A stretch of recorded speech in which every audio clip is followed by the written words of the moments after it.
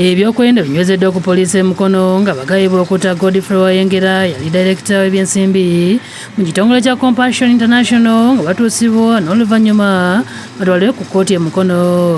Batuuse kutwalibwa mu ofiisi yakulira okunoonyereza ku buzzi bw'emisango owa division oluvannyuma gye babajje ne batwala mu kkooti.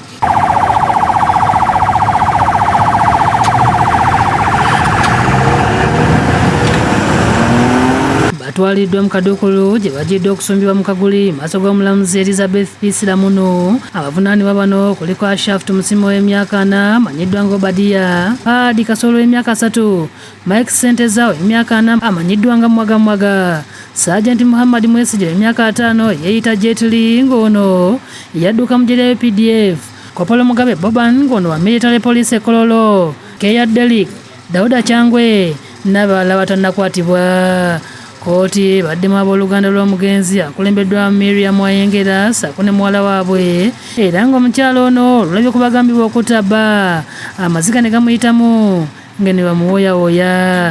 Okusinziira ku ludda oluwaabi abakwate mu kiro ekyakeesa ennaku z'omwezi 9 omwezi ogw'omukaaga omwaka guno ku kyalo Nsuube Mukono Central Division nga bakozesa emmundu enjingirire kika kya basitoola n'emigo bawamba Wayengera ne Christine Najabi ne batta Wayengera omulambo gwe ogusuulirwa ku kyalo Namumira. Ogwokuna wa kuwamba n'ekigendererwa ky'okutta kigambibwa nti Musime Ashraf, Kasolo Fahadi, Senteza Mike, Musige Muhammad, Mugabe Boban, Keya Delik n'abalala abatannakwatibwa nga mu gw'omwezi gw'omukaaga omwaka 2025 ku kyalo ky'Ensuube mu disitulikiti y'e Mukono mwawamba Wayengera Godfrey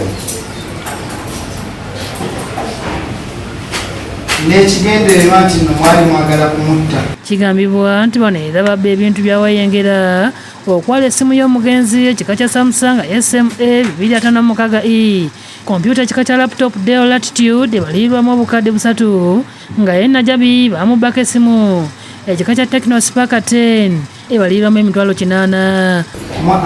Milioni 3,713,588 era oluvannyuma lw'obunyazi obwo oba kiseera ekyo kinini ky'obunyazi mwakozesa toyigani ekyo ekimundu ekijingirire n'ebiggo eti Wayengera Godfrey. Omuwabi wa gavumenti e Mukono Emily Nisima bulidde omulamuzi nti okunoonyereza kukyagenda mu maaso n'asabasindikibwe mu nkomyo. Omulamuzi abaganya okubaako okusaba kubakola n'abasindika ku alimanda okutuusa ng'ennaku z'omwezi 7 omwezi ogujja lwe banaziba mu kkooti baddemu okusomerwa emisango gino. David Musikalyankolo ne Henry Nsubuga ebakusakidde eggulire eno ku Lwabukedde TV.